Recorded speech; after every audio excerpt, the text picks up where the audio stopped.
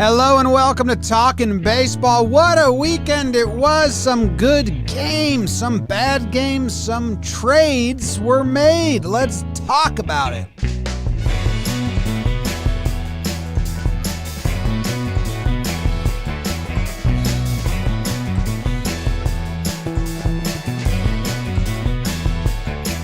Hello and welcome to Talkin' Baseball, brought to you by DraftKings. Thank you very much for joining us on this fine Monday afternoon.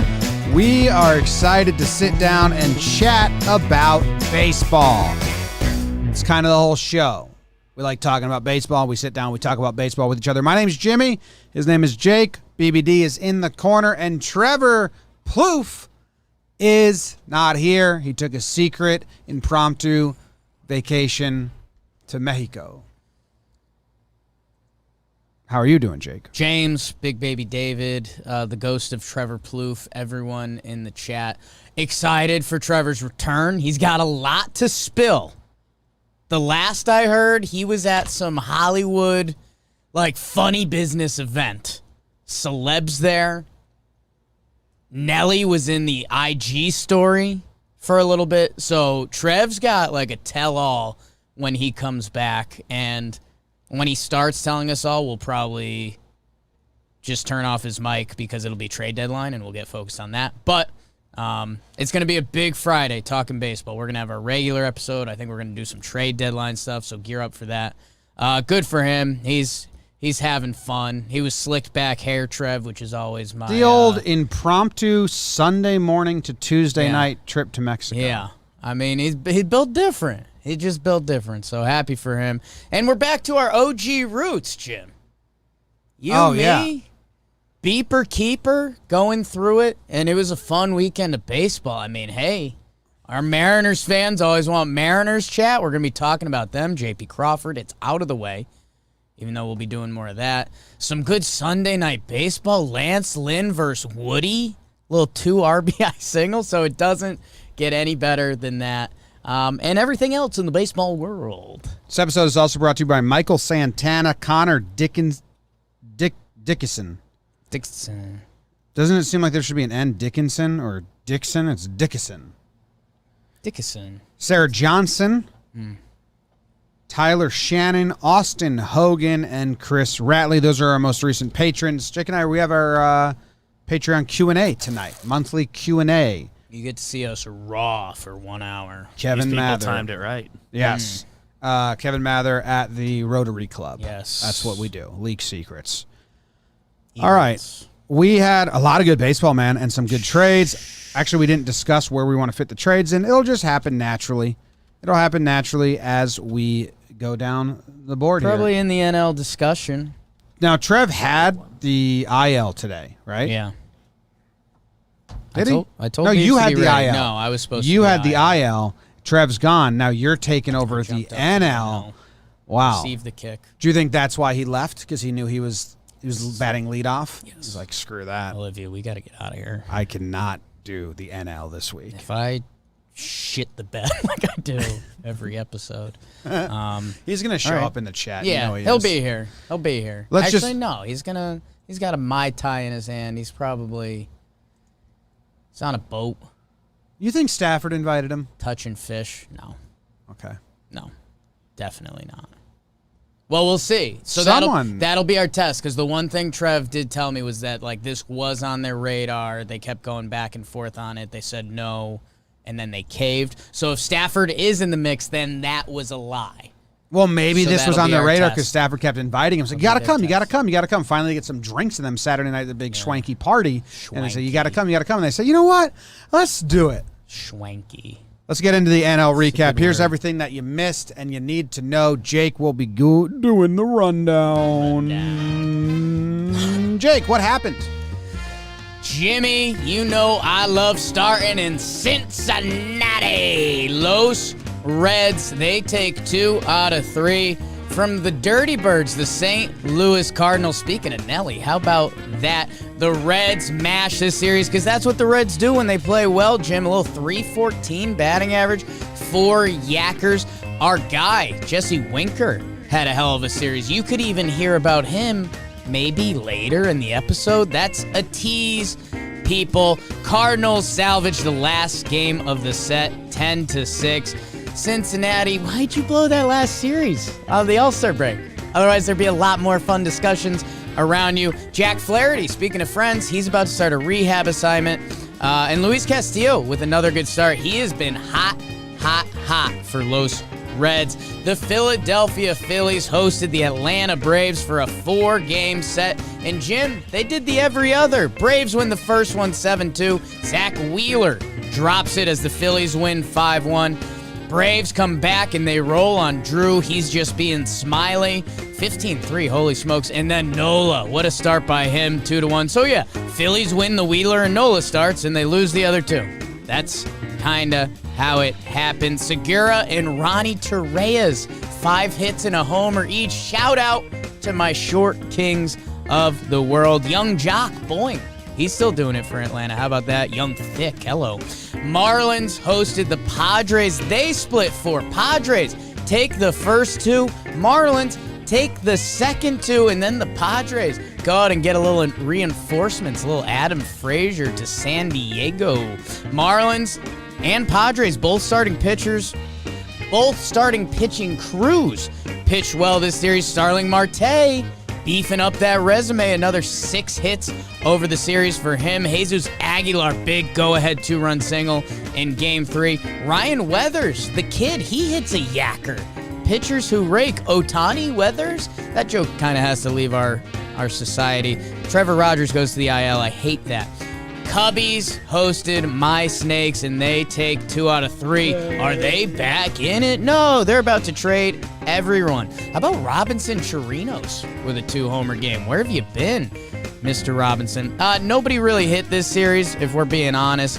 231 from the Cubs, 236 from the Snakes. Dalton Varsho, Snakes, baby. He had a big series, 3 extra base hits into that. Ketel Marte is going to begin a rehab assignment. Ooh, haven't said his name in a little while. The Dodgers take 2 out of 3 from formerly my Rockies. Rockies take Game 1 in the 10th. You can't teach that. You can't teach that. Story gets it done with the RBI single. Chuck Nasty with the 2-run homer to follow him. That gets them the dub. But then the Dodgers take the next 2, 1-0, 3-2. Holy smokes. By the skin of their teeth. Is that still a phrase? Mookie Betts goes to the IL. Bellinger leaves with hamstring stuff. Man, these Dodgers have been getting banged up all year. That's kind of the story of their season. But they win the series. Josiah Gray, 4 innings, 2 earned runs in his first career start. Good for you, kid. The Giants, Los Hibido Gigantes, they lose 2 out of 3 to the Pirates. Pirates mixing it up after the All-Star break a little bit. LaMonte Wade Jr., he keeps hitting. You might hear about him later. We'll see. Gossman gets knocked around for the first time. 6 earned runs. Has only given up more than 2 runs 3 times this season. Brandon Crawford cleared to resume baseball activities. Brian Reynolds with a big series for the Pirates. And Kevin Newman, he has 5 hits. So the Pirates, they sneak 2 out of 3 out from the Giants, and that's what happened in the National League. Almost there. Got it. Got it. No, shout out to Mikey Rotano who made our music. Sometimes you got to hear the end. The song's great, but it's, you know, if I want it, when I want to land at the end of the song, I will. You gotta save that for the special moments. Giants lose to the Pirates, huh? That's the thing that stands out the most to me. Kevin Gossman with a rough start, kind of 2 rough starts back-to-back. He only went 3 innings in his last start, 80 pitches, and gave up 2 earned runs, so it's not, but 2 homers, not horrible. But, I mean, you know, not being able to get out of the into He's the one fourth. of the best pitchers in the NL, and yeah. Jim, I mean, you know, I've seen some stats that exist but do not matter, and I don't know. 1.73 ERA in his last 2 starts. It's up to 2.21, which is still amazing. So he has a good start next week, and you're back. But he says, Gossman says it was a mechanical issue, but good for the Pirates. Problem solved. Yeah, and the Pirates, who's the, because we said this the other day, they took 2 out of 3, or did they sweep another team that was in the mix? Didn't they beat the Cubs? No. The Pirates beat the Mets. They took right after the break, they took 3 out of 4 from the Mets. Los Mets, that's right. And the fourth game was the Taijuan Walker foul ball game. Sorry, they took 2 out of 3 after the break. They split a 4-game series with the Mets before the break. Right. So they went 4 and 3 So they're against spoiling. They're the mixing Mets. it up after the break. Yeah, but now Frazier's gone. Frazier's gone. That's the big news here. Both teams in the NL, so it seems like a good time to talk about it. Yeah. So Frazier leaves the Pirates to go to San Diego. Jim, you just talked to Chris Rose about this. You and I haven't discussed it yet. What do you think? About the trade? I like the trade. They get Frazier for this year, and they get him for next year, and he's good. And, they do have a bit of a lineup crunch because I like consistent playing time for everyone.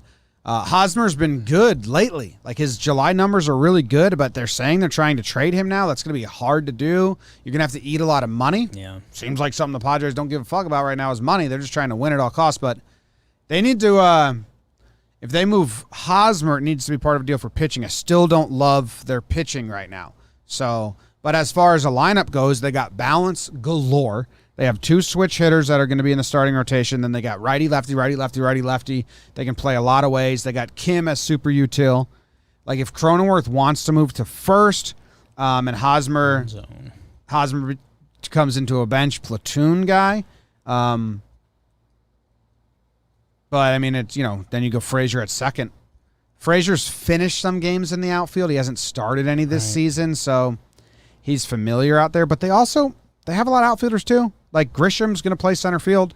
Fam's having a really good year in left field. Yeah, and then they've been doing like Mateo and Myers in right. So that's where this gets kind of fun. Profar. Because you almost have to go process of elimination with it, which again is a great problem for the Padres. And hey, as long as you're winning and guys are getting enough run, and of course a couple injuries are going to come up, and it sorts itself out easier than you think. But I mean, Fernando Tatis will be in the lineup every day.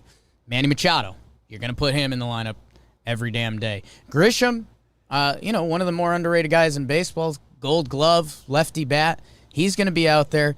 Tommy Pham is having a great season. And by the way, Tommy Pham's a really good ball player, so you kind of need him out there. So you trade for Frazier, who he was an all-star this year. He leads the National League in hits. And that's where things start to get funky. You got Hosmer. I mean, Will Myers, Kim, who they went out and paid, Profar, who they paid to be a utility guy. So, right now it's one of those good problems. If you're the Padres, and, as long as they keep the ship going the right way, to finish out the rest of the season, you play some platoon stuff. It's National League, so you kind of say like, hey, all hands on deck, guys. We got a lot of talent here. This team's going to be different. But if the ship ever starts going the wrong direction and then you got guys fighting over playing time, Hosmer's the only one that you got to circle. Because, I mean, they paid him a ton of money. And, like, Eric Hosmer looks at himself as a starting first baseman that deserves to be paid, $150 million or whatever he got. So that's going to be an interesting one to circle. I mean, man, if they were to trade him, that would be wild because he's, he was the first guy they brought in to turn the Padres around. So if for them to get over the top, it's to get rid of him. I mean, that's some weird life stuff. But yeah, I mean, you got to like it for the Padres. Frazier is going to do his thing and hit. Interested to see if he ends up in the outfield a lot. And, with prospects, guys, let's be honest, you never really know. Everyone seems to like the Marcano infielder guy. Hopefully, he gets a full opportunity with the Pirates, whether it's this year and the coming years, and they get a couple other flyers, and that's kind of what you look for in a trade if you're trading for prospects. Do you think they're going to slot Frazier into leadoff? They've been going Grisham and Pham depending on the pitcher, so they don't have an everyday guy. Frazier's been leading off. They could also just slot him into like the 5-hole, but that's pretty deep when he's leads the NL in hits, and he's been leading off all season. Pham's got good numbers from the leadoff position, and so does Grisham.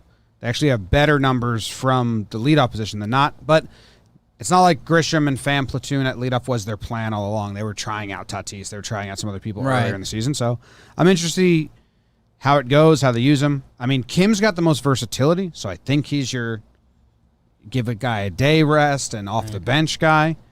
But, I mean, Pirates fans, let us know what you think. You're more in tune than us, obviously, but you're not going to trade for Frazier and not play him every day or as close as possible to every day as you can. And for me, I think they probably end up leaning into a platoon type situation, but at the same time, Tommy Pham's a reverse splits guy. Tommy Pham against righties actually mashes. That's his strength. 272, 381 on base, and underrated. I say this a lot. Underrated on base guy in the league. You can butter knife his numbers to the best of them. So I think they'll find something. I think the interesting question for me is, do you go Nationals a couple years ago where they had Turner and Eaton up top, and that was to set the table for Soto and Rendon to do damage? And, the equivalent in this case would be sliding Tatis down and having him, in the 3 slot. Or, do you put Tatis up top and say, hey, welcome to the Thunderdome, let's play some baseball?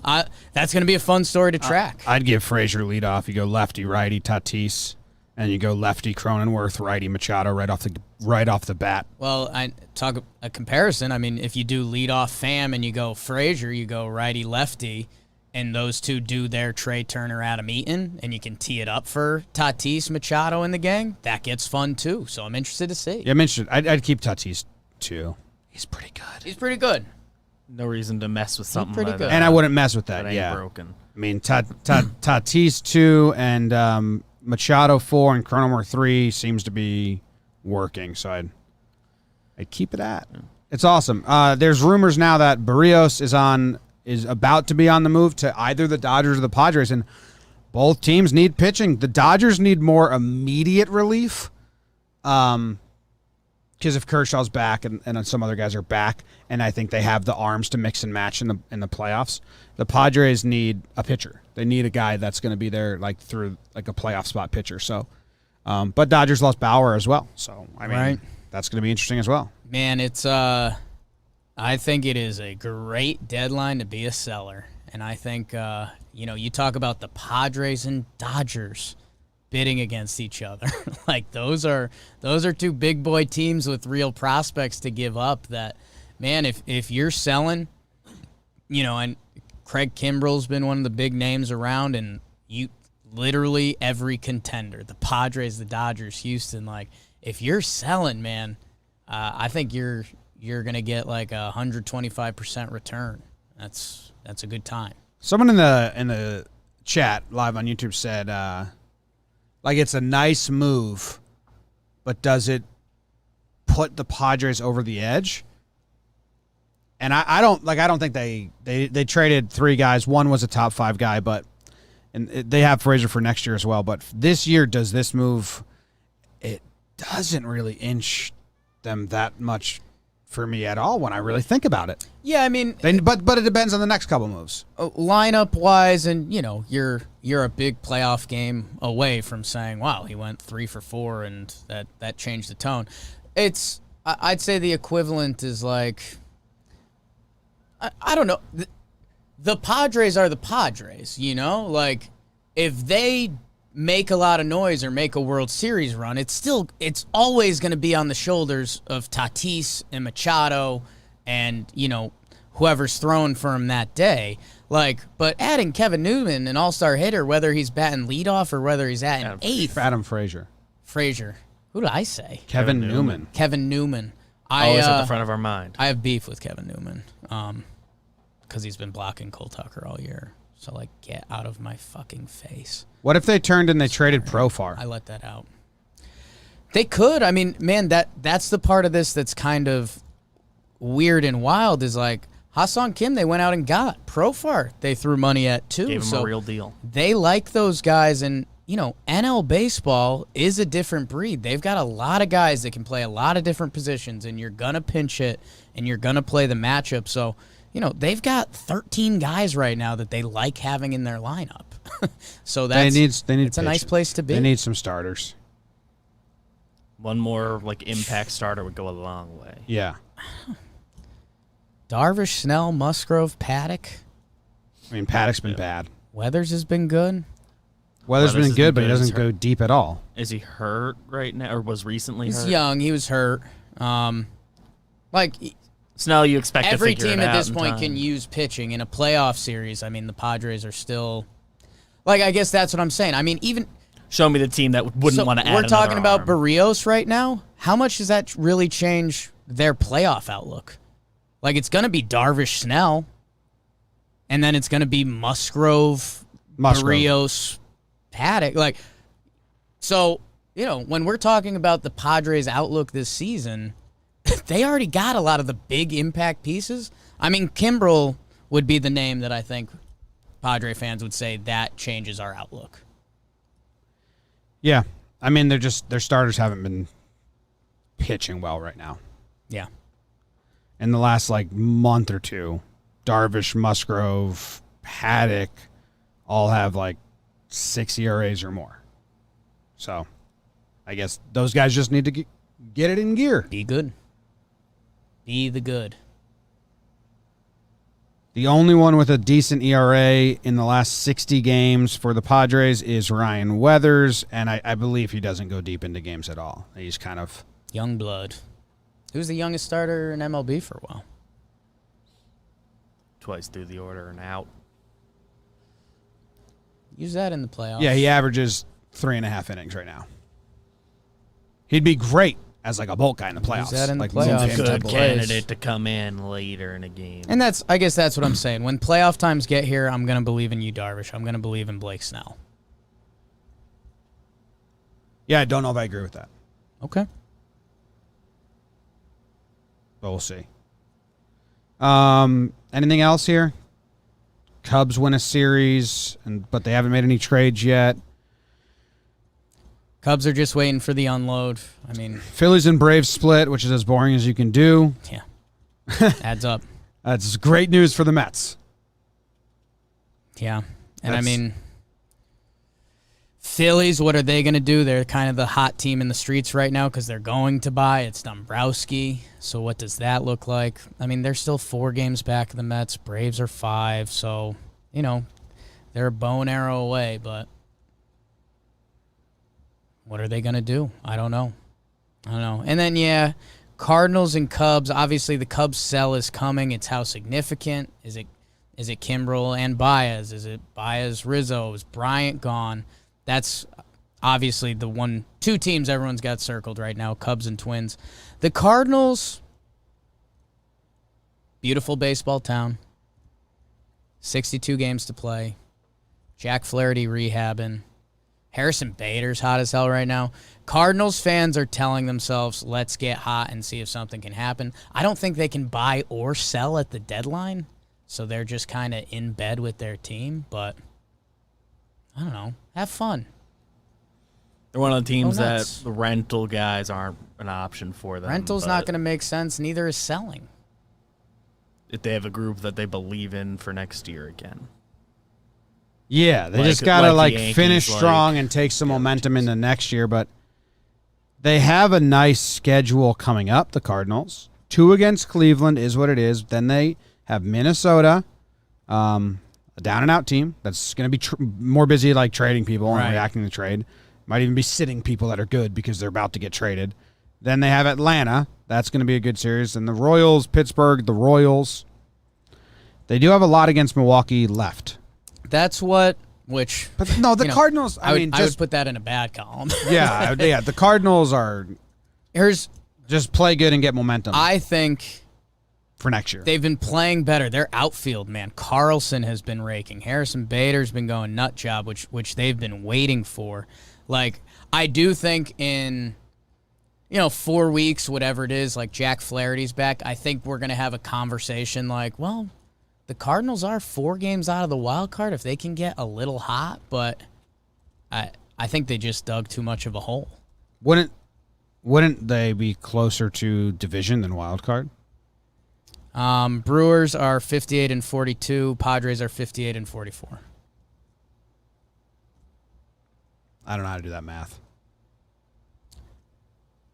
Padres have 2 more losses. So they're 7 games out of the wild card. They're 7 games out of the second wild card right now with 2 teams ahead of them. And that was tough, man. Yeah, you got to win your division if you're in the East or the Central. Jakey Shower thoughts was there has to be a team that scares somehow. The Reds, man. Why'd they blow that series? Be so much more fun. And then, circling back, Phillies, Braves. I mean, Phillies winning the Wheeler Nola start, low-key hilarious. Because they're good pitchers. Nola's been pitching well. And that's obvious. Yeah, I believe. He looks like he's turned the corner, to use a good baseball term. What else is here, man? Dodgers and the injury bug kind of continues. Yeah, that's about it. Okay. Moving on to the AL recap, which is going to be brought to you by DraftKings. DraftKings Sportsbook is not only my favorite sportsbook, but also America's. They're still doing the Olympics. Place any pre-event wager of $1 to be eligible to cash $100 in free credits if America wins any medals this year. I mean, America, has they won a medal yet? They have like 13, so. Do you get this retroactively? I think if they win another one, from this point you're forward. good. From this point forward? I think they're looking good. You give $1, you get $100, you make some bets. What's my hot tip? The Braves, the Twins, and the Yankees are horrible against the spread because Vegas still keeps roping dummies in, making them the favorite, and then they lose because they're not good. But people see them and say, oh, those teams are supposed to be good. Right. So Vegas is just taking advantage of dummies. So don't be a dummy. Bet on them to not cover the spread, and you will win. You bet $1 on Olympics, you get $100 in free credits. You place a bet a day until the end of the season. Download the top-rated DraftKings Sportsbook app now and use promo code JOMBOY when you sign up. Turn $1 into $100 in free credits if America wins a medal. That's code JOMBOY to turn $1 into $100 in free credits for a limited time only at DraftKings Sportsbook. Must be 21 or older. New Jersey, Indiana, or PA only. New customers only. Restrictions apply. See DraftKings.com/sportsbook for details. Gambling problem? Call 1-800-GAMBLER in Indiana. 1-800-9-WITH-IT. The American League. You ready? Are you ready? I think so, man. Here you go. The Yankees went to Fenway to play 4 games. They had the lead in 3 of them. They lost 3 of them. They win 1 game. Red Sox come back to win in game 1 on 1,000,000 wild pitches. The record was set for wild pitches in a single inning by rookie Brooks Kriske for the Yankees. Red Sox take advantage and win. A back-and-forth fun game. In Game 2, Cole deals. Erod comes out early with a migraine, so I hope he's doing good. I haven't heard anything. Devers hits 2 3-run home runs, one off Cole, one off Nestor Cortez to lead the Red Sox to a 6-2 victory. In Game 3, the Yankees are the ones that come from behind. Tyone and Eovaldi pitched good games, but then... Ottavino comes in, and the Yankees get a little 2-out rally to put 4 across, come back and win it late 4-3. In Game 4, it's Domingo Germán, and he's got a no-hitter going through 7. Verdugo leads off the 8 with a double to break it up. Then Boone messes up the bullpen, and the Yankees give up a ton of hits, and credit to the Red Sox because they rally and they break the Yankees back and the Yankees spirit and win this series 3-4. The Rays went to Cleveland, played 4 games against the Indians, and they took 3 of 4 from the Indians. Cal Quantrill had a really good game for the Indians in Game 1, but the Rays won in extra innings. They tied the game in the 9th with the Diaz home run, and then Lowe had an RBI double. Cruz hit a home run in his first at-bat. Was that this series? I think so. Then the Rays came back in a big way in another game with 6 runs in the 9th inning. Choi had a 3-run home run, and Cruz homered in his debut. Indians scored 2 in the 8th inning of Game 4 to take the lead and avoid the sweep after Yarby had a great start. Bieber was transferred to the 60-day IL. Reyes scratched from Game 4 lineup with back spasms, and Colin McHugh placed on the 10-day IL with a micropenis. Athletics at Mariners. This was a series that you want to tune in. If you didn't see it, go watch the highlights. We said it last episode that this was going to be a good one, and it was. And basically, the A's won the first game, and then the Mariners won the next 3, and they were done in. The A's were done in by wild pitches. Brooks Kriske set the record with 4 wild pitches in an inning for the Yankees this week. Then Diekman tried to break it. He had 3, allowing the Mariners to push across the go-ahead run in the 7th inning of Game 2. Kikuchi had a nice start. Then it was Gilbert versus Bassett in Game 3. Mariners win 5-4. Was that the walk-off? They walked off on a wild pitch as well from Trevino. Just not good at all for the A's bullpen. Mariners pitchers didn't pitch great, but their relievers were good. A's starters had a 4.91 ERA, and their relievers had a 1.54 ERA, but a lot of unearned runs with all wild pitches and errors and shit. Walks, hit by pitches. Just kind of gave it away. But good for the Mariners. That's what they do. They win losses. Their run differential ain't great, but their win-loss record is great. Mariners are feeling fantastic. Astros swept their statehood brother people, the Rangers. How would you say that? They swept their state mates. Yeah. Framber Valdez had a great start. Gibby had an awful first inning. He walked 4, I think, and then ends it with a good start. So good job by Gibby. Greinke went 6 innings pitched, 1 earned run. Kiner Falefa is the only player for either team with 4 hits in the series, and only 3 Rangers recorded multiple hits in this series. The Angels took 3 of 4 from the Twins. The Angels starting pitchers were fantastic. How about that? Patrick Sandoval took a no-hitter into the 9th inning in Game 3. The Angels had a combined 1.95 ERA, their starters. The Twins starting pitchers were also good, but not great. Jose Iglesias had 5 hits and 3 extra base hits, and the Royals swept the Tigers in a sloppy, I don't know if it was sloppy, but the box score says it was sloppy, so I'm going to say it was sloppy. Good job, Royals.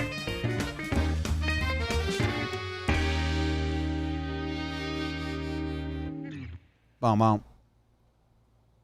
That's the AO. Job, Jim.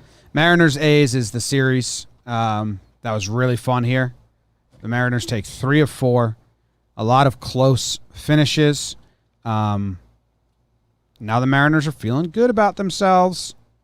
Man, and good for them. They're a game and a half out of the second wild card now. Was a joke a little bit that we weren't talking about the Mariners, that we started talking about them, and deservedly so, man. I mean, they do have the crazy record in one-run games. Their run differential is negative, but kind of the opposite of what's going on in Yankee land. You play to win the game.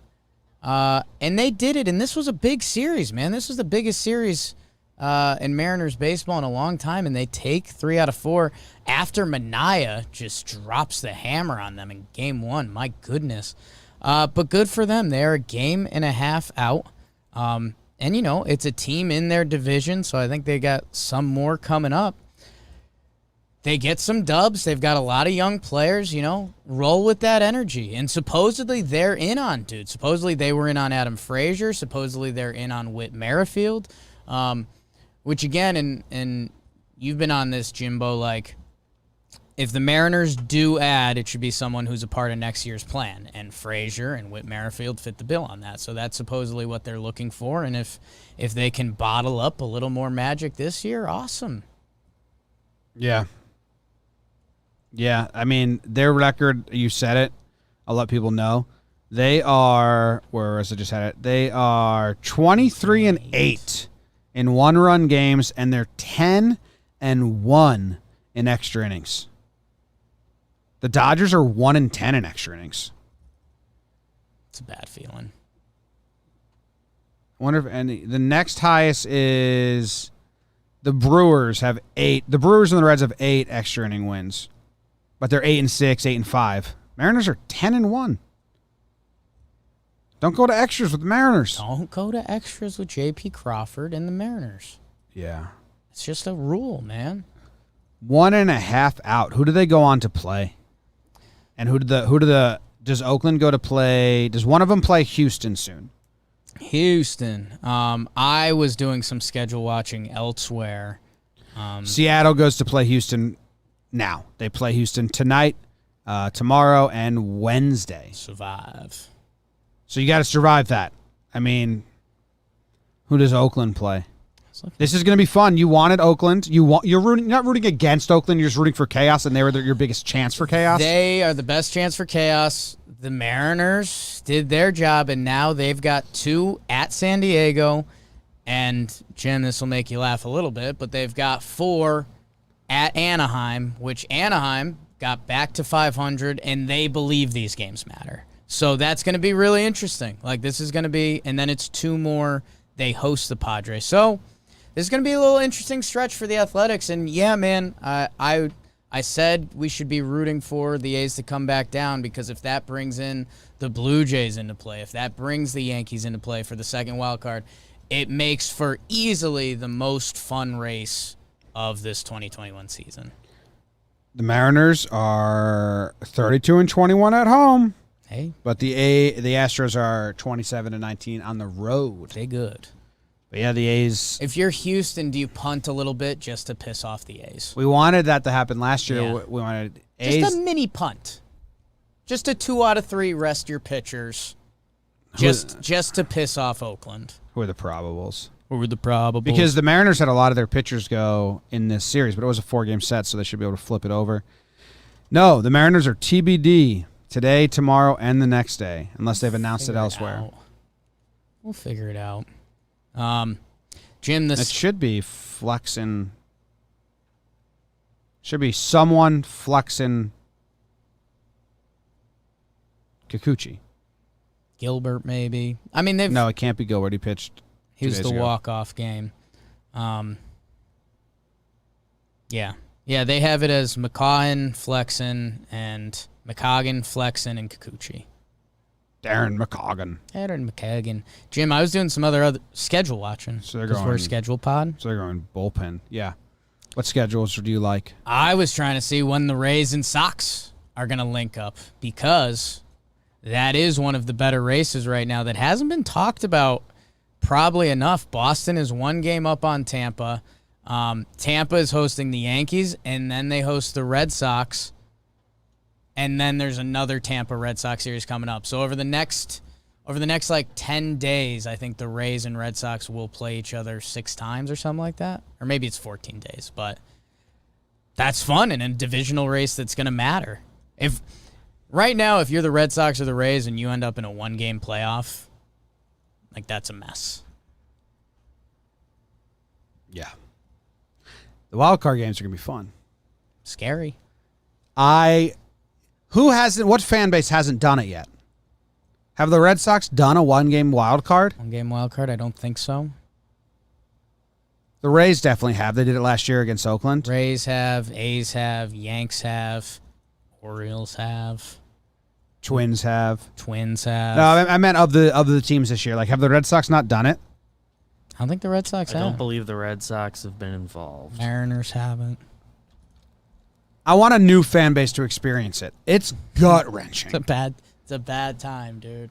It's horrible It's a bad time. knowing that, Astros haven't with real expectations. yeah, it was But 2015. Right? They're also pretty comfortable right now. Yeah, they push their lead. What to about the 5.5. NL? Who's it looking for? It's looking like Dodgers Phillies and Padres, right? They're not Right now, it. it's NL West. Yeah. Until No, I anyone don't else think gets any in of the those mix. teams. I don't think either of those teams have either. The Giants have Can you- if they fall out of the Yeah, the first. Giant, but the Padres doing all these trades for 1-game playoffs is sick. Dude, it's a very big catch-22, and they're going to change it. You know that MLB wants to change it. I think this is going to be the last year of a 1-game wild card. It's high drama, and when your team is in it, so like Red Sox fans don't do it. Like, win the division, obviously. That's the dumbest and most blanket statement. Yeah. But almost I want you. I'm not rooting for you to lose. I don't care. It's not like an anti-Red Sox thing that I'm doing right now. It's I want someone to feel that emotion that hasn't felt it. It's gut-wrenching. feeling your last 6 months come down to 1 game. every pitch. Yes. Every pitch is a bad feeling. And it's different than a Game 7 where it's like every pitch, but like at least you got to do it. Like you had lose a the chance wild to card, end you that don't earlier even if you get wanted to to. do it. That's it. And yeah, it's a bad feeling. And I did see someone in the chat mention Zach Hampel beating Trevor Plouffe to a home run ball. And that's probably a tough feeling too. It's like a hand of God. Yeah. I don't even get how Go Zach Campbell go got check that. out the Home Run Derby vlog because it's art. Yeah, man, that's the Red Sox Rays situation kind of hasn't been talked about Like, we've talked about the NL West a good amount, like Giants, Dodgers, Padres, that's looking like the wild card. If the Dodgers clip the Giants on, like, the last day of the season and then the Giants end up in a one-game wild card, that's insane. Man, the Rays or Sox are one of those teams is going to be in a one-game playoff for their season. That's sick baseball. It's nuts. And I love it. Wow. What else caught your eye when you were recapping, James? Nothing else. All the other series kind of were boring. The Angels pitched really well, and they won. They took 3 or 4 from the Twins, who are trading people. But, I mean, good for the Angels. I mean, they did pitch well. You know why? Because they drafted 20 pitchers and 19 college pitchers. So I think, all the Angels pitchers were like, oh, shit, maybe we should Uh-oh. Our job might be on the line. Door's getting knocked on, I think. Right. I don't think they care. Joke. It's a joke. It's a joke. I feel like we have to say jokes now because people are dumb. We understand how draft works, and it takes guys. Yeah. Long They time. don't join the team. Most of them will not make it. The Royals Sweep the Tigers. That sweep the hurts me a Tigers. little bit. Tigers had some good juice going for a while. For a while, man. Yeah. For 2 months, they were one of the best teams in the AL, Yes. which is nice.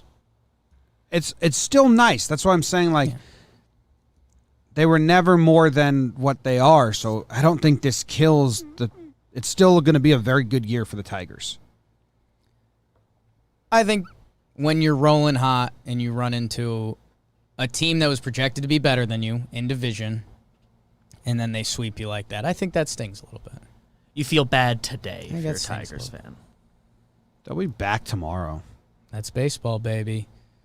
They Rays play beat up Minnesota, Baltimore next. Their next 1, 2, 3, 4, 5, 6, 7 games against Minnesota and Baltimore. So the Tigers That's are what I'm going to saying be about right the back. Royals, too. They thought that was going to be part of the stretch. We beat up on the Royals. Like, Tigers right now are hunting the Indians. That sounds like some weird Westworld shit, huh? Tigers are hunting the Indians. Yeah, it's backwards. Yeah. But no, they're not.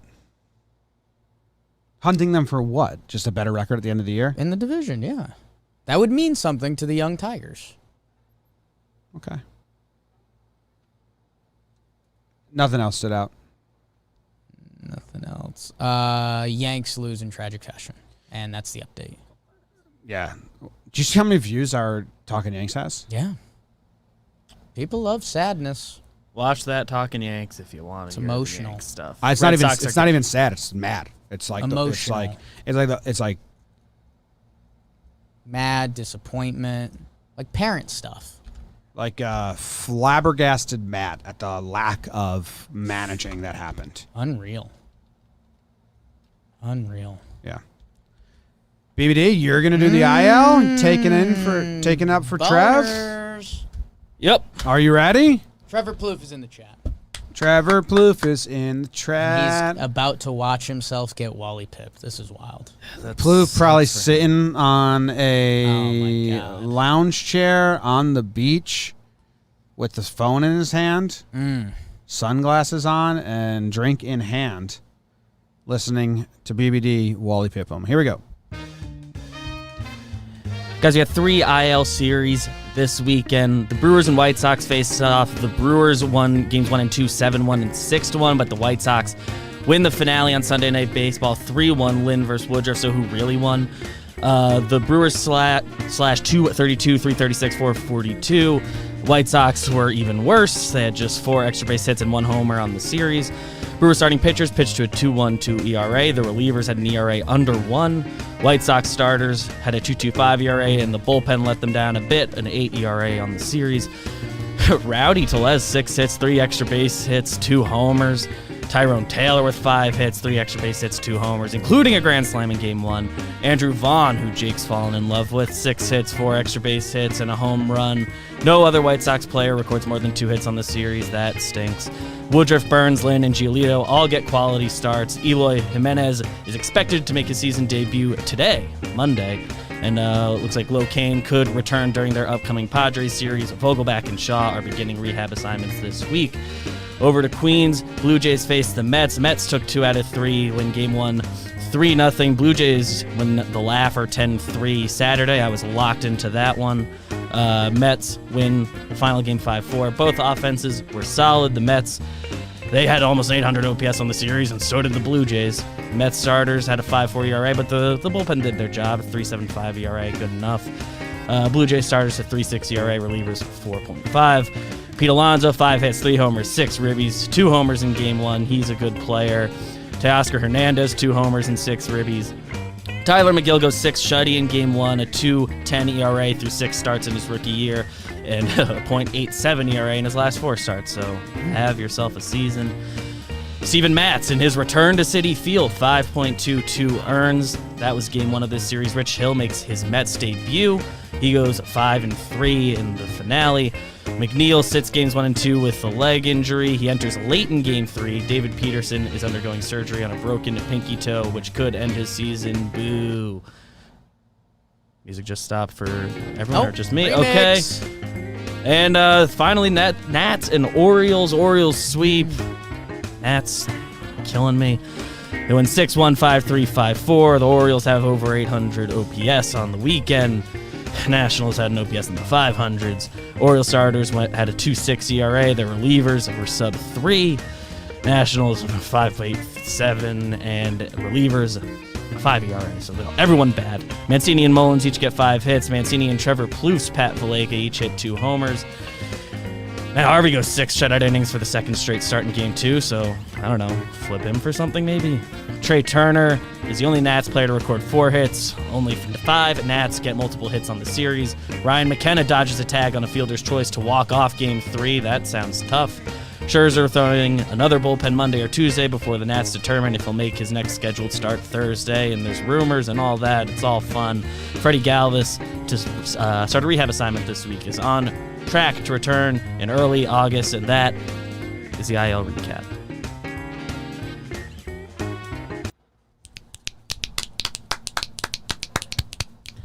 How about that Beltway series?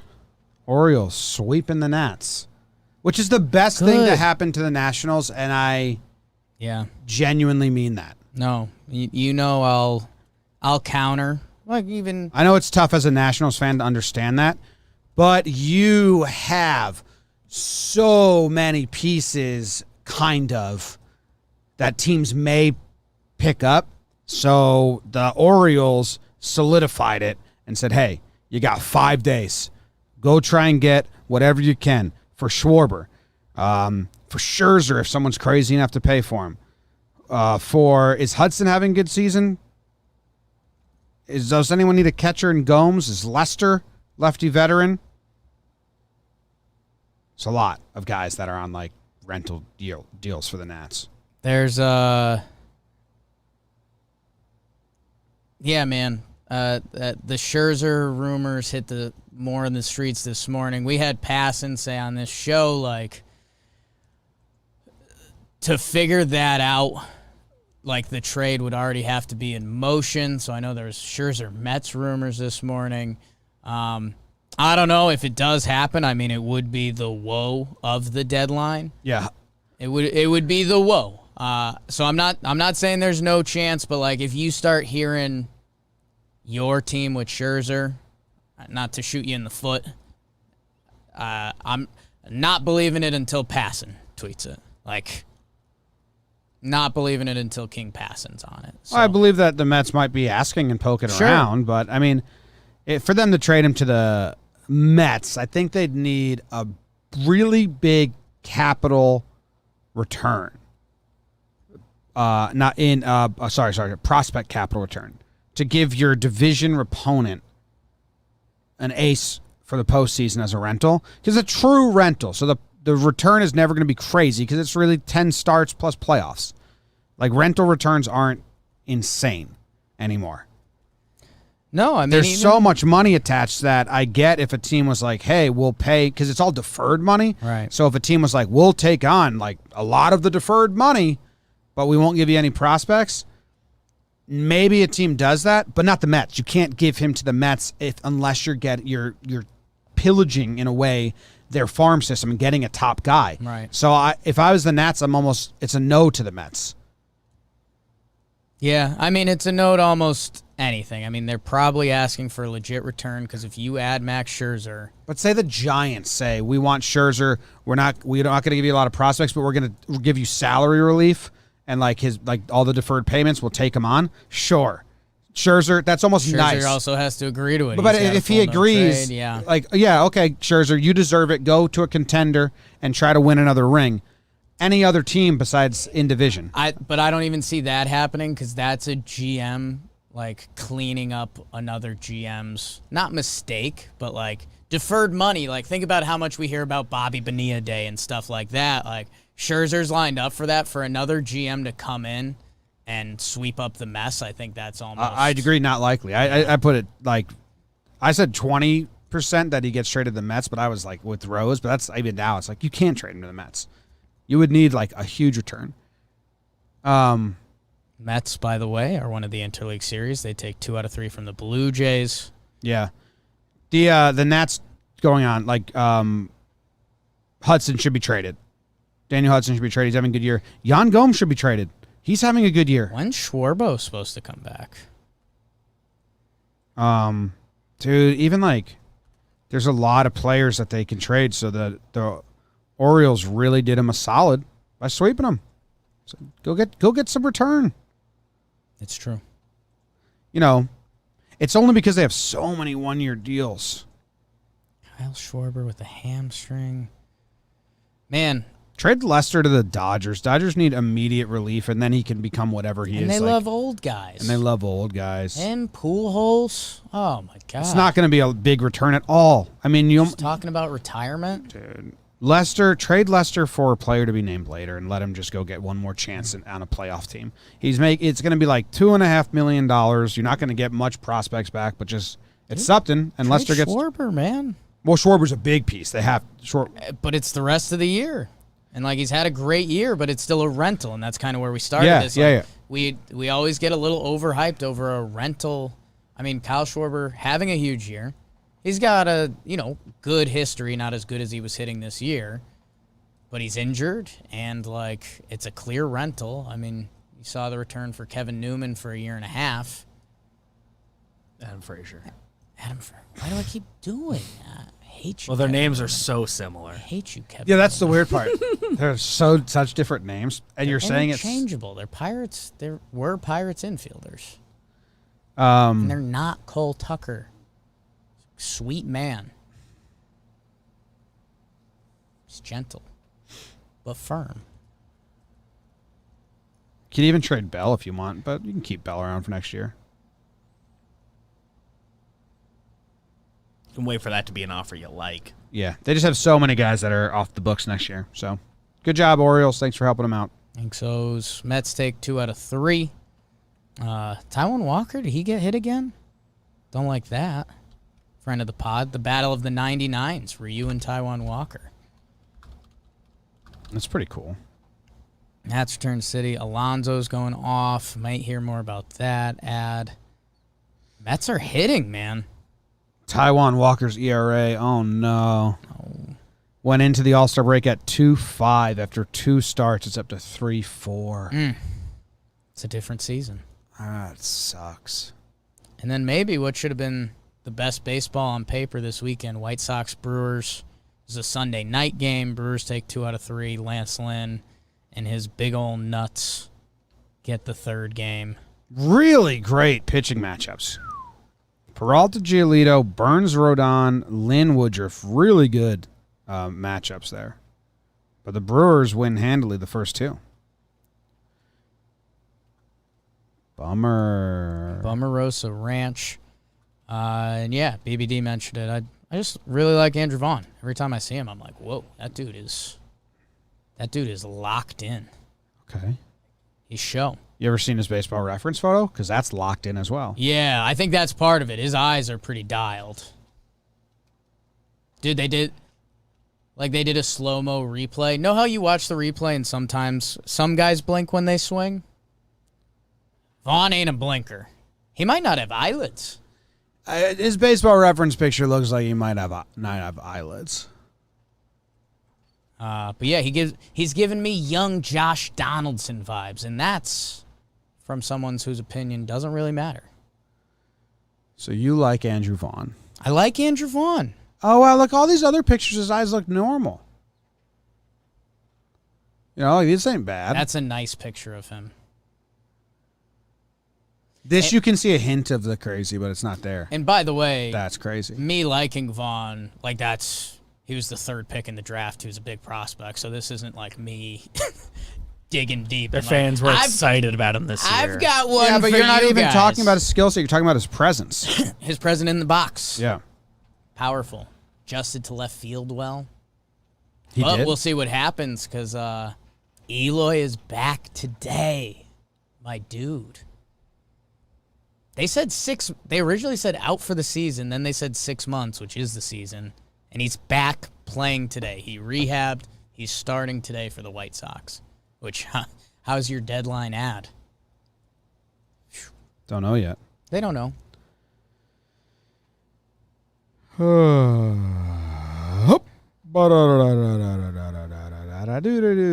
All right. Anything else before we move on to individual performances? I don't think so. Okay. Let's go on. We got standout performances. We got Slump Watch and Fuego awards, and it's all brought to you by Farm to Fame. Show on the JOMBOY Media Network. Former big league pitcher and Aussie and crazy person Peter Moylan and sports journalist Kelsey Wingert bring you all the updates you need to know about kids making their way to the show. If you're looking to learn more about your team's prospects, up-and-comers, and rising stars across the MLB, you need to tune in to Farm to Fame. They do Prospect Watch. You know what's interesting? How we've been doing on this show, and I guess I'm going to need to do it next week, the month-by-month, like, all JOMBOY team. They've been doing Rookie of the Year watch, which is even more like teeter-totter than anything else. Like Yermin was Rookie of the Year, now he's down. So they've been doing for the AL and the AL and NL every episode. They're like, where are we at? Who moved up? Who jumped down for Rookie of the Year award? It's a pretty cool segment. I like it. So new episodes are released every Wednesday morning on the JOMBOY Media Baseball YouTube channel. JM Baseball is what you search to find that. And everywhere else that you listen to your favorite podcast. You can also stay up to date on Instagram and Twitter by following Farm to Fame. Really good follow. They do a great job posting highlights from the minor leagues, which you never really see. So if you're into prospects, if you want to know what's going on, give Farm to Fame a follow and a listen. I mean, at minimum, it's one of the best like social media accounts on everything. So give that a look. Great socials, and I mean, you know, if you're a Pirates fan today, like, you know, I'm assuming they're going to talk about the return for Adam Frazier / Kevin Newman, and you'll get actual reports and scouting and some player comps and stuff like that. So after the trade deadline, I would guess they're going to go through all the prospects that kind of changed hands. And if you're one of those teams, if you're We'll find out about your new guy. sorry Nats fans, we just poo-pooed on you, but you know, you'll hear about who's coming back. Yeah. Farm to Fame. Standout performances. Standout performance. Jake, you get to go first. You serious? Yeah. With all my heart. I appreciate that, man. Jim, a lot of contenders this week, by the way. Yeah, when I looked at the sheet, I was like, holy shit. Holy cannoli. I didn't say that. I said holy shit when I did it. So, Jim, I like you. Thank you. Hell, I Appreciate love it. you. Huh. Jim, your award last week is something I think I'm going to tie in to my standout performance. Tyone. Wow. Nope. No. Jim, I'm giving it to my guy. I love this dude. Again, go check out the Home Run Derby reaction video. Pete Alonso goes 2 for 4, 2 homers, and 3 ribeye steaks in Game 1 against Toronto. Jim, couple things we like in a standout performance. A good game. Yep. You have to do well. And what does it mean in that game? That was a 3-0 game. Pete Alonso drove in all 3 runs with 2 homers, 2 for 4. And like you mentioned with your award, James, there's a stigma around the Home Run Derby. You do the Derby, it messes with your swing. You'll never be right. Pete Alonso, since the Home Run Derby, 9 games, .368 batting average, .442 OBP, a 231 OPS. Wow. With 5 homers. Pete has been raking since the All-Star game. I love who he is as a person. When we talk about Bryce Harper a lot, we talk about someone being in their own skin. I think Pete Alonso is so in his own skin, he couldn't not be Pete Alonso if he wanted to. And his numbers now this year, 265, 342, 858 OPS. Those are right around what his career numbers are at this point. And, man, if he turns up the knob at the second half, gets in the 9 OPSs again, I mean, Pete Alonso is, an elite slugger in this league. And the Mets are hitting now. So I'm giving it to Big Pete. Good job. Polar Bear. Good job, Pete Alonso. Everyone's so happy and proud of you. Game tying dinger yesterday, too. Whoops. DM. DM. DM. Damn. DM. I want to catch that. I like Pete. I use this glove to catch the ball. Yes. Damn. DM. Good award. Or standout, I mean. Do you have a standout? I do. I'm going to pitching, obviously. I always go to pitcher with the standout, unless it's like something really impressive. Like Devers. He could have got it. When but was the last 3 homer game? BBD? Top of your head? It's been a little bit. It's been a little bit, right? Did anyone do it this season? Had to be one. I think you gave us standout at one point for a 3-homer game. Seems like that would be a time I'd pivot away from pitcher and do. Oh, my God. Did JD get one early? Just clicked such a bad link. What'd you click? How'd you search it? I searched 3 home run games 2021. Winker, I think, has a couple Yeah. of them. Friend. And it sent me to a baseball almanac site of 3 home run games. But it started Tatis did, right, this year?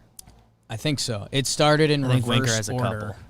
So let's see if they have the up-to-date, because this may help. Brad Miller 2 weeks ago. Ryan Mountcastle, Brad Miller, backyard. I think that's got to be the most Ryan recent. McMahon, Jesse Winker again, Schwarber, Tatis, Miller. Got JD Martinez has one. Vladito. Yeah, Backyard Brad just had his. Yeah. Good for JD him. has one this season? I'm not seeing that. Maybe I'm thinking of last year when he had his hot stretch at the very end. Yeah, I don't have J. So I'm on 2 Baseball homer Almanac, It's a great website. which has them sorted in reverse order. So this year in the AL, JD, Vladito, Sano, and Mountcastle. And I think you got most of the NL guys. Did Mookie Betts have? Schwarber. Does Mookie Betts have 6 3-run It's homer? something like that. It's ridiculous. In his career. Yeah, he has 6 I 3. think I remember somebody saying he's a couple He's away tied from for a the record or something. I think It's he's tied him. for- I have it right now. It's him, Sammy Sosa, and Johnny Mize. Yeah. They have 6 3-run homer games. Squad. Squad. What was that? Squad. Who has the first 3 home run game Johnny in Mize. baseball history? Babe Ruth. Over the fence homers? I don't know. I just know in 1884, Ned Williamson got 3. In Savon 1884? probably has the video there. Ned Williamson? Ned I don't Williamson. know if I trust it. You just said you love Baseball Almanac. What's Ned Williams' first name? Ned. Can't be. Nedward. That's going to depend if I believe it or not. So, BBD, can you find out Ned's first name? It was 1884. Yeah. His home runs year by year. He played it 1878 to 1890. 1 1 0 1 3 2 27 3 6 9 8 1 2. That's hilarious. So he's a steroid guy. They must have changed the stadium that year. Where did he play? Baker Bowl or some shit? Played at Wrigley? 84 Chicago, so His not game sure. logs do not First- exist for this player. First name, Edward. Well, full name, Edward Nagel Williamson. He was the home run leader. Babe Ruth broke his record. Yeah. And it's all 64 one season, career really. homers. So the main cause of Williamson's record-setting season was his playing in Lakefront Park, where right field was only 196 feet away. That's a Little League home run. That is a Little League. Not anymore, actually. Little League moved the fence back. It's like 250, right? Or 225? 225, something like that. 250. Like the official Little League fields. Lakefront Park Dimensions. I wonder if like. Fuck you, Ned Williamson. I wonder if Clem's Baseball has this. Another great site. I go back to 84. I think I can play. Of course you could play. Thank you. You just needed a dad who would allow you to. Like that's what it took. You needed to not have to work in a factory. You had to have a release from the societal pressures to work from 12 years old until death. No one's You know what I mean? believed in me. Like, that's why it was a bunch of ramshackle people. It was a bunch of bettors and hooligans. Easy with that. Bunch of guys who were just around. Here's A lot of cup of coffee guys back then. this says League Park, but I feel like this is it. No, this is this one is 290. Dude, it cannot be undersold how short 197 down the line is. I mean, it's not even double the baseline, right? It's 90 times. It's a little more. You were Math. close. You were tight. No, I was all over. It's within 20 feet. You were tight. but- Like, I see what you were doing with the numbers. I need a graphic of Lakefront Park. Really bad. It's going to piss me off if I don't get it.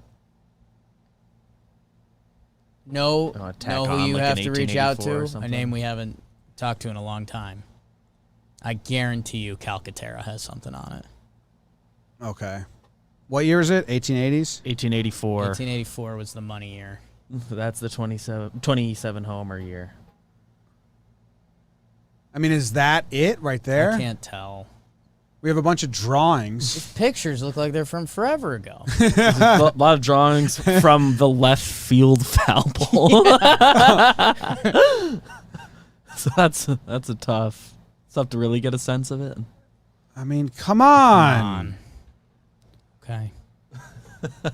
Did we get your standout? His first name was Edward, which is the usual name for Ned, because Ed Right. becomes Edward, becomes Ed, becomes Ned. My standout performance is, believe it or not, Ned Williamson. Really did. No. How come no one else was hitting homers at Lakefront Park? Because Ned was different, dude. Just built Not the same. entirely differently. He had power the opposite way. Oh, a lot of guys were hitting homers at Lakefront Park Okay. on his team, which is the 84 Cubs. 84 White Stockings. Excuse me. I can't believe you just got that wrong. That's my bad. Ned Williamson, Man. of course, led the team with 27, led the league. Oh, Fred God. Pfeffer Yeah. had 25 homers, if you remember. Abner Dalrymple Yeah. had 22. Cap He was Anson good. with 21, who's Cap Anson was also the recognizable manager name. of this He team, was I good. believe. Yeah, well, he was number 4 in homers. Looks like he had He was player manager. number Man. 2 on the team OPS. How do you be King a pitch- Kelly? How do you be a 13 pitcher on dingers. that team? Let's see what the pitchers did. Yeah, the pitchers on this team had to suck, man. I mean, They also pitched like 9 innings no matter what. 4 different guys gave up double-digit So homers. Larry Corcoran. Corcoran got them. Oh my God! Look at Larry Corcoran's photo. yeah. That's amazing. He gave up 35 homers that year. Look at his Still second 2.4 photo. ERA. Why do they even have that? He's got a second photo. Larry Corcoran has 2 photos. It's not on clicking Baseball for me. Reference. I don't see one. Oh wait. Well, the second photo, he looks mean. Just looks like he was out in the streets and they snapped one. He alternated arms. He threw with alternated arms during one game. 5'3", 127 from number 1 pitcher Larry Corcoran. 5'3", 127. Do you know how small that is? Like, honestly, picture that. I 5'3". We're short people. I haven't weighed 127 since 5th grade. Dude, I think that's smaller than my sister. 127? That's like Courtney. That's like Courtney. Yeah. Incredible athlete. 5'3". So you could have been a baseball player. I would have been a stud. His We'd brother. be talking about me. Oh my God, dude. They actually would have called you the Flying Salami. Oh, yeah. Like, you'd be a legend. Crowds would have loved me. That would have been like in Baseball Reference. That's what you're under. Because, you went by a nickname. I would have gotten Dude, murdered. his brother pitched gotten in murdered. one game for the 1884 Cubs. Yeah. Mike Corcoran's brother, Larry Corcoran, One game. They definitely just called him up because they were like, hey, my brother's in town. We need an arm. Need a body. He pitched a complete game. Yeah. He gave up 16 hits and 14 runs. Only 4 earned. Only 4 earned. The defense let him down, dude. 7 walks. Only 1 homer. And that's his only Career game. Like minors or anything. How many pitches do you think he threw? Because we don't have it, but 275. okay. That's an honest guess. Yeah, it is. All right, let's go. Sorry guys. My stand-up performance is Patrick Sandoval. He goes no-hitter into the 9th inning for the Angels. 8.2 innings pitched, 1 earned run, 13 Ks. I wrote it on my notebook, but I didn't bring my notebook in here, but I remembered the numbers anyway. He generated 18 swings on his changeup in this game. 13 swings and misses for a 72% swing and miss on his changeup. I posted a little video of it on Twitter, just nasty. I didn't know that he was one of the premier changeup pitchers in baseball. He is. He has 4 games now with double-digit swing and misses on the changeup.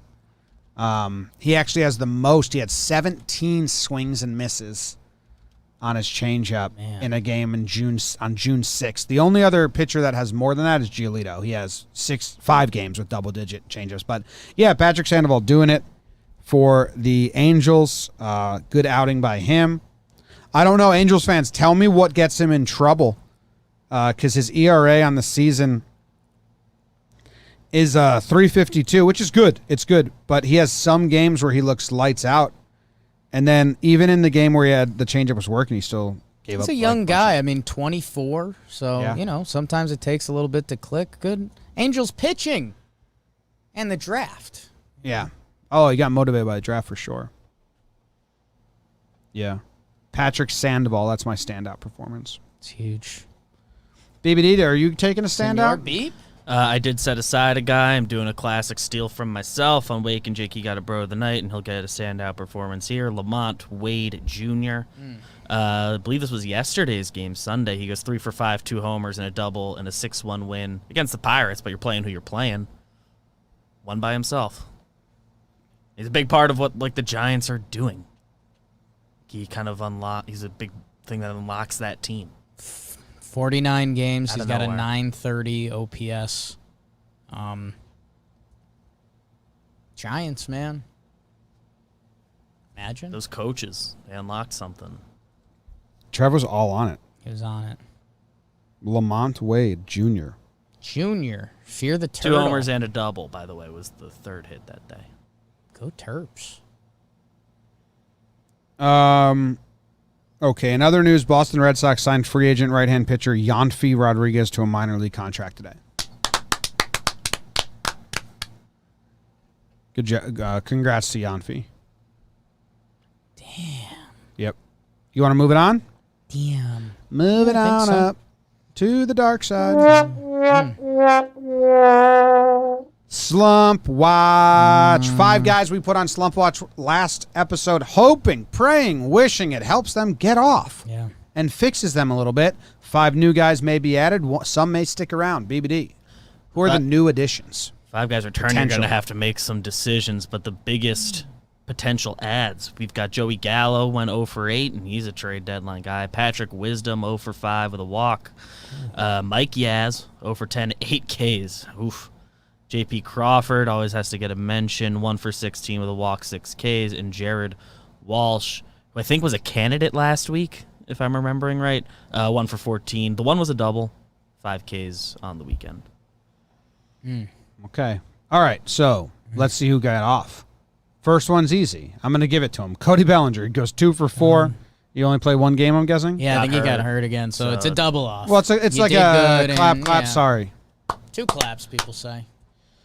Willie Adames. We were sure he was going to get off. I don't think he is, Jake. He's 1 for 9 with an RBI, 4 walks. Faced some good pitching. 4 walks. You're going to hear about him soon, maybe, and But he stays. I think he'll be fine next step. And I Trevor Story, 3 for 13 with a homer and 3 RBIs. That's not enough for me. And we're just watching. And did you hear that And this should the be his Padres last were week. thinking about trading for him and putting him in center field? Supposedly them, the White Sox, the Yankees, which is the Trevor Story, man. It's got to be an interesting place to be right now. He's got 4 more days as a Rocky, unless they don't trade him, which some good in Rockies insanity stuff. But yeah, people, he's a class shortstop, and there's rumors he could go to the Mets, and then when Lindor comes back, they kick him to third. There's second base rumors. There's outfield rumors. I wonder if that, he's a friend of the pod. We could reach out. I wonder if that excites him, or he's like, what the fuck, guys? I'm a top 3 shortstop in baseball. Play me at shortstop. I'd like to play at shortstop. It would be hilarious if he goes to the Padres, because that's the one that it's just kind of like, well, we just do whatever we want. He does. That guy kind of does have me beat, if anyone. Yeah. Not defensively. Not defensively, which again, cheater A-Rod. Okay. I found it. Stay. Dude, I found a drawing of Lakefront Park. A good one. Okay. Because it was actually called Union Baseball Grounds. I couldn't live if I didn't find this. Sure. Look at this. Oh, no. That adds up. It was shorter to left. This is back alley at bats. It literally is. Can I not pay? I think you need to slack it to me. Because that I don't think will work. You can copy and paste that. It's in the chat right now. It's not in the chat right now. It looks like it is for you. Oh, wow. So we got to get a hyperlink. Link the link people talk about. That's unreal. It's back alley at bats. It is back alley at bats. I wish. 190 down both lines. I thought it might have just been one, and it favored one people. Yeah. But all pitchers were fucked. That's crazy. So I'm sending it to BBD, and he'll put the picture up there. So Trevor Story staying on. Here's a guy that's coming off. Yordan Alvarez. He goes 3 for 9 with a homer and 3 RBIs, 2 walks. That's 333 batting average, 417 on base percentage. Yordan's coming off, Jake. Love him. He's good. As they sweep, and I believe he got some big RBIs at times. So, and then Adolis Garcia. He's staying. He goes 0 for 7 with a walk and 3 Ks. So we have 3 guys that are staying on Slump Watch. We're giving him another week, give him a little boost. Now I'm going to add Joey Gallo. He's 0 for 8 with only 1 walk, right? Joey Gallo's dead. Joey Callow. Yeah. Is he getting traded? Probably not. Yeah. They didn't trade Lance Lynn, and I think they're fine to trade him in the offseason if they want to trade him. Wait, also, is there a guard tower in center field? Sure is. Oh, yeah. Sure is. Because Yeah. it's a baseball field. Yeah. Were they... Was this at a place that required a guard tower separately? I'm asking if this was at prison. No, it was I think it's just they played It's just a tower. They in there. played a lot of sports there. I guess we used just to have a hill at Houston until 2 weeks ago. Yeah. Yeah, cool. okay. It's now the site of Millennial Park in Chicago, if anyone goes there. Oh, wow. That's like a big thing, right? It's right on the lake. Yeah. The first college should go football there game in the Midwest was played at the park in 1879 when the University of Michigan played against the Racine College. Michigan won 1-0 on a place kick by David the Tar. Who else are we at in Slump Watch? J.P. Crawford? That breaks my heart. Yastrzemski, Yaz. Yaz with an 0 for 10 and 8 Ks. That's a big one. Yeah. Ks feels and then impactful. so Okay. congrats to Walsh, Crawford, and Wisdom. You don't get on. Yeah. Everyone else is on. They got a little lucky. Walsh lucky back-to-back episodes, I think. They got lucky Willie Adames didn't get one more hit, because then I think he would have been off. Yeah. Dude, okay. I think I can find dimensions of this park. It's huge. Because it just went by a ton of different names. It then became Grant Park. Whatever. All right. Should we move on to Fuego? I think so. Dirt nasties on Fuego. That means I'm on fire, baby. Like Waco. Have you seen these guys, Jim? Are you still lost in that stadium? So lost. Okay. Okay. It was a ground rule double over the right field fence. But in what would be their final season, they decided that it was going to be a home run. 84. Yeah. So it wasn't like they just played one season there. They just said, well, fuck this. Let's just give ourselves a lot of home runs. Yeah. So for the last year, they were like, the whole fence is a home run. They hit 142 home runs as a team. And second place had 39. Built different. It's wild. In Fuego, you got it? Jim, we're going to have a lot of people mad at us because a lot of people went nuts. We talked about it in the standout performance. BBD's LaMonte Wade Jr. was leading it off for us. And then Pete Alonso. You already heard about them. We're over it. Harry Bader, excuse me. He's been going nuts. 6 for 11, 2 homers. Rowdy Tellez says, I'll raise you. Also 6 for 11 with 2 homers. Young, thick Austin Riley, 2 yackers, 6 for 16. Chris Taylor, all-star. Chris Taylor, 6 for 13. Tyrone Taylor, oh my God, it's a Taylor festival. 5 for 11. If you watched him on the Sunday night game, he was barreling everything. G-Man Choi for the Rays, he's been getting it going. A couple yackers for him. Jesse Winker, you may even hear about him again. Andrew Vaughn is one fine hitter. He goes 6 for 12. And Brian Reynolds, kind of the Pirates guy now. A little 6 for 13. So, yeah. G-Man Choi, good job. Rowdy's actually a really good job because they traded for Rowdy, and he was like 0 for a lot until this series. He had a tough start. I mean, he wasn't getting like regular reps, so I always understand it's hard for guys to get in a rhythm there. I had it up before, but it has to be good. A team trades for you because they want you and they think you can help them, and you struggle in your first couple games, so it had to be really good for him. In his first 9 games, he only started 4 of them. He only had 2 hits. And then in this series, up against really good pitching, he had 6 hits. So good for Rowdy Tellez. Happy for him. I almost gave him an award. I thought about it too. It would have been a little pat on the back for me because I really loved Rowdy coming into the season and he was eating bugs for a while. But I hope he's figured it out in Milwaukee, man. They've got a way. Where there's a will, They've got a way. there's a way. Someone said we should do that in the off season. We should just like pick a park and do a little combo on it. Dude, Or it's its own series. let's go to Chicago, set up a back alley at bats in Millennium Park, and done. Map out the original dimensions and play. It's pretty good. Crazier things have happened. Crazier things have happened. A guy got struck by lightning 9 times. Remember? We did an episode on it. You don't like him? I still don't. What was his name? Roy? This is Roy Kent.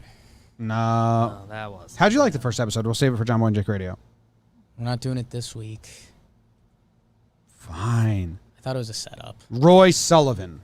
I was hoping for a little more, to be honest. It's a big setup It's episode. a big setup I episode. haven't watched it yet. Oh! DVD. Wow. Roy Sullivan got struck by lightning And I obviously didn't like the opener. because a dog got hit. Based on a real thing. There's a haven't YouTube seen video of it, that happening, man. which is funny. Spoiled the opening seconds for me. I spoiled it for my dad and my brother because I said it like, can you believe it? They open it up with Few and thousand people, they too. thought I was you joking. kinda just- Tens yeah, of thousands did of that for people. Yeah. Well, no. You they had don't- your chance. They don't know the true stuff. Let's go to awards.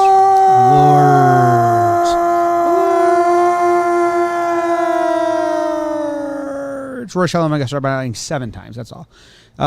Jake, you get to go first. Yeah, man. So man. I'm audibling a little bit. Okay. Because I was going to give out the Pros versus Joes award, and I was going to give Trevor Plouffe a slap on the ass and compliment him on the Giants hitter and the whole LaMonte Wade situation and tie that into Steven Duggar and all those guys that have been going off. But BBD gave out a standout, and the Giants hitting coaches have been a joke on this show for a little while now.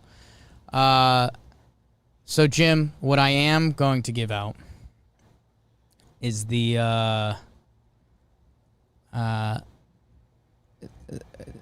nothing.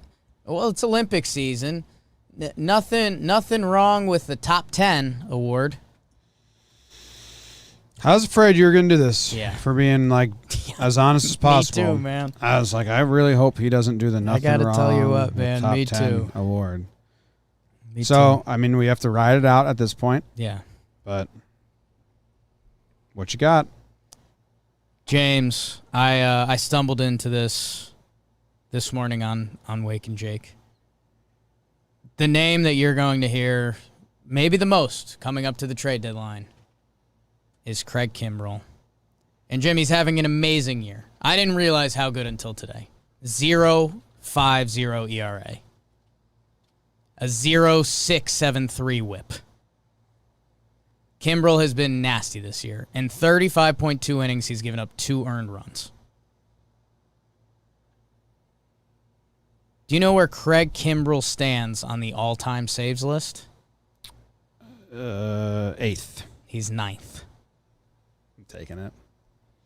I was going to take one below, one off as my victory. Jim, he's 33 years old. He's one of the best relievers in baseball history. That's not like facetiousness, okay?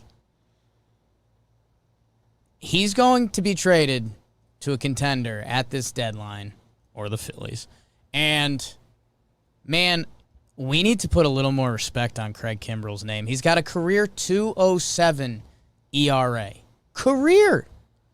The last 2 years, Jim, he's kind of been, Yeah. If you remember, Yeah. he was late to get signed because he had the draft pick attached to him. So hopefully that's something that gets addressed in the CBA, by the way. So he only got 20 innings, and he got hit a little bit for the Cubs. Last year, the short season, his numbers, his analytics were there, but he got hit a little bit again. And over those 2 years, shortened seasons for both of them, 36 innings, he had a 6 ERA. Everything outside of that has been one of the best relievers we've ever seen in Major League Baseball. And he's going to be traded at this deadline. And, man, he's got a chance to land in some very rare air in baseball history. Like, Craig Kimbrell's having a Hall of Fame career, and we kind of, I think because of the last 2 funky years, it's just been ignored.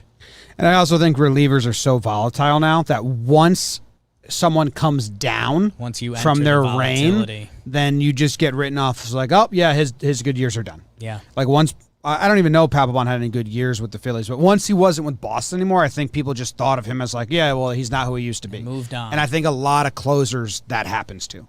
So, 23 saves this year, 61 strikeouts in 35 innings. Dirty Craig, man. Where do you have him going? Houston. Yeah. Houston's a great fit. So is San Diego. People saying the Dodgers, too. They got a good closer in San Diego. Everyone can use arms, but Well, Presley's been nasty for the Stros this year. it just feels like he fits with them so perfectly. A little bit. Or the Red Sox, man. Yeah. Been there, done that.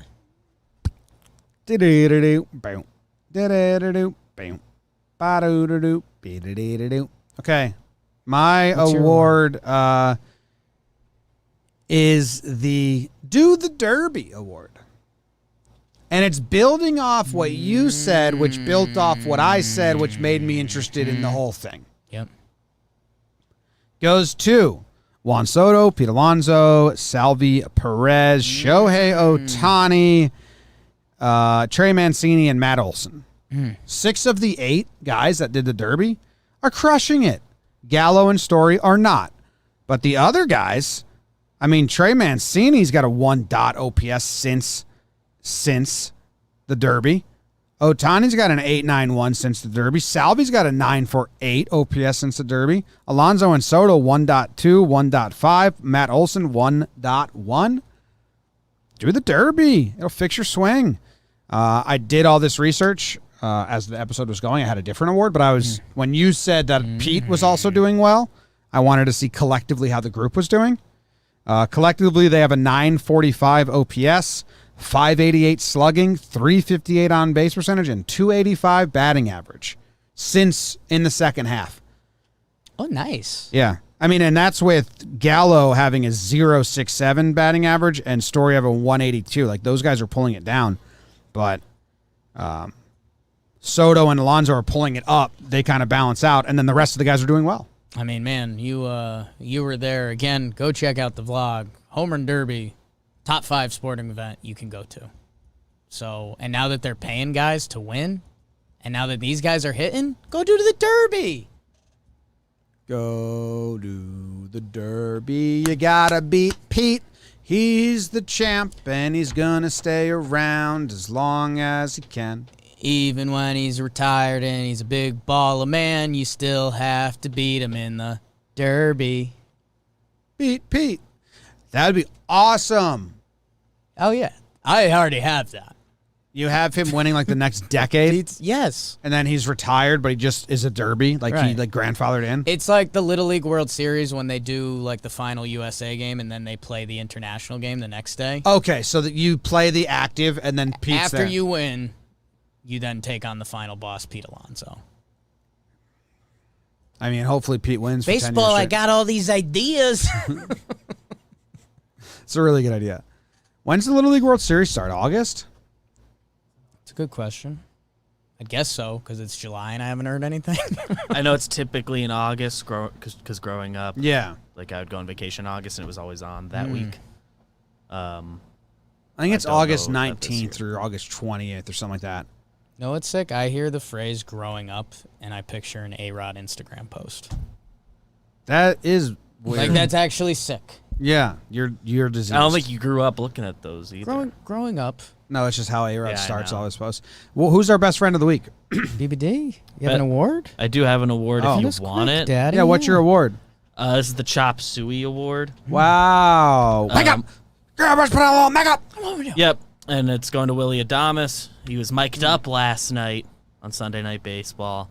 He entered that game in an 0 for 13 stretch. He goes 1 for 4 last night, so he's 1 for his last 17, still with a 147 OPS plus in his time with the Brewers, including that stretch, by the way. So shows how hot he was before. But he, they got him mic'd up. He was like saying to his bat, "Wake up," in Spanish. So I don't know how to pronounce stuff, but he was saying "wake up," and then he gets an infield single that could have been gone either way as an error, and then he has a fun little moment in the dugout because when he realizes it got ruled a hit, not an error. He's like, they gave me a hit. That's all I needed. So he's going to be off Slump Watch next week. Gotcha. He's like, Despertar. that's all you need. Despertar. Yeah, so I'm not going to get that. According to Google Translate, that's how you say wake up in Spanish. Desperta. We have the clip on Desperta. at Talkin Baseball _ if you've ever ad. checked it out. Advertisement. Wake up! Girl, brush, put on a little makeup! Okay. Best friend of the week, first time recipient, because one of the newest friends, Jesse Winker. 6 for 12 with a homer and 3 doubles, 2 walks, 4 ribbies. How'd you guys figure a way to share up? Reminder, he's still Why'd you very think good. he's on the table? Jesse Winker's still really, really good. At what? Scooting? Baseball, I think being an uncle, Uncle Jesse, for the Castellanos family. So, yeah. Good stuff. All right. Next up, we have Elevator Talk. Elevator talk. Let's talk in this Vader. We're in an Elevator talk. elevator and a guy Talk. comes in the elevator, or a woman, or a kid, or a robot. We don't know. They're wearing a hat that the Miami Marlins. Oh my God! Trevor big Rogers goes deadline. down. He Big was like deadline. the NL Rookie of the Year watch Yeah, he was for a kinda while. dominating. How hurt is he? I don't know. BBD's on it. Starling Marte, big trade deadline. He's got to go. I mean, he really should go. So many teams need center fielders. He's having a nice year. Lower back muscle spasms. Oh, we'll be back. He's a young kid. They're just saving his pitches. Does Aguilar go? Miggy Rojas, Chris Rose rotation. Does he go? Adam Duvall mashes lefties. Does he go? Oswego? Oswego. What else do they got? Any bullpen art? Yimi Garcia? Didn't we dream him getting traded in the preseason? I'm reading an article here that says the Marlins should sign or trade for Buxton, I'm out. You can sign him. So I Googled Marlins and then clicked news, and one story is Marlins Derek Jeter explains why he signed son of ex-Yankees teammate. Do you know this story? They signed Pettit, right? Jared Pettit? Yeah. Mention that. Jeter had a simple quote on why he signed him. He's got good genes. No joke. Yeah. Yimmy Garcia and Dylan Floro, Dick Blyer. Watch the breakdown. Anthony Bass. Trade everyone. Yeah, trade everyone. I guess Buxton's kind of fun because he's there next year, right? But no, You'd but have like to re-sign him because Yeah. next year's still not the year for the Marlins. Yeah. Who else are they going to trade? Do you know that diarrhea is hereditary? Runs in the genes.